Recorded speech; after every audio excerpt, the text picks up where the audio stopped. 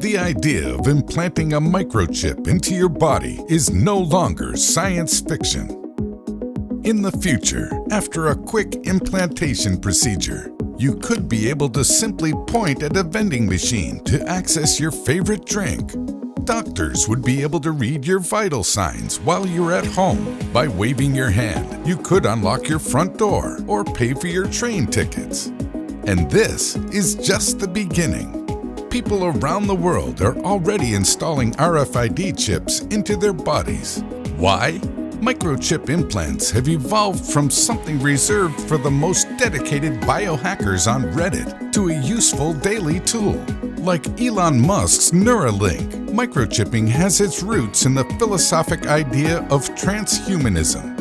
This theory states that humans will eventually evolve beyond their physical and mental limitations using science and technology. Microchipping could be a stepping stone for this cyborg evolution. Currently, RFID chips can only perform basic functions, so we still have a ways to go. Likewise, there are serious questions about the implants, ranging from long-term toxicity to hacking and privacy. For some, microchipping feels too close to an episode of Black Mirror.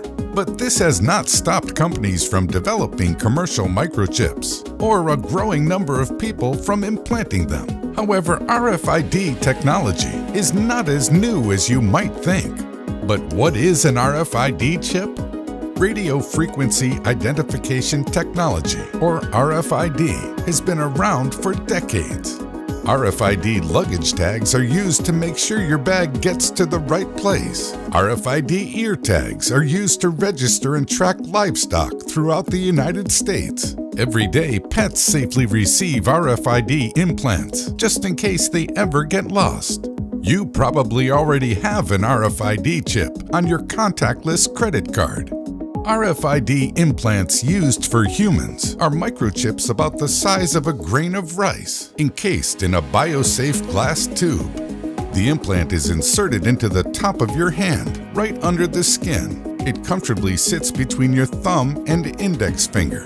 Passive RFID chips, like those used for implants, do not have a power source. They rely entirely on the reader as their power source. You can think of them almost like a barcode.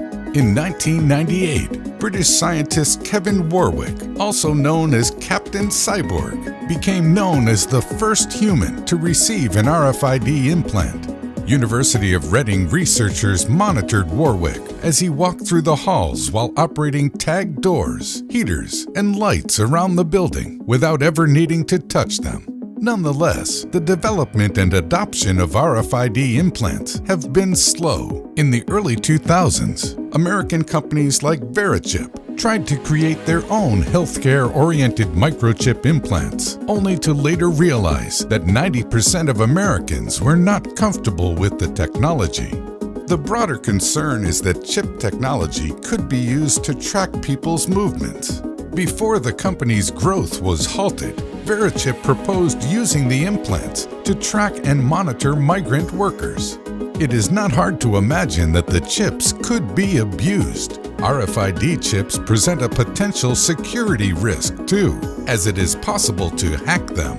And in the long term, there are a lot of questions about toxicity. But there is some good news. A new wave of tech startups is working on safer RFID chips.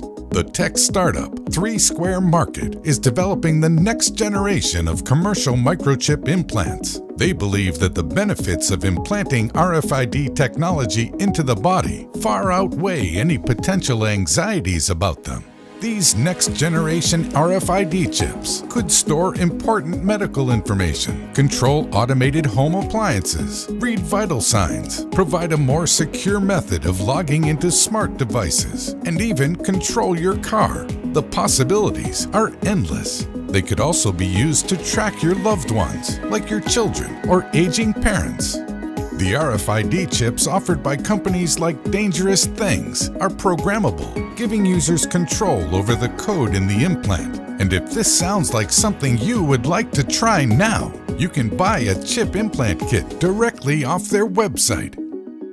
In tech-optimist countries like Sweden, a growing amount of residents are already getting microchips implanted under their skin. The interest of implants is moving beyond just a trend. There are growing communities across the internet that are dedicated to RFID implants, and medical companies are investing resources into perfecting them. The only thing preventing widespread adoption is the public's concerns.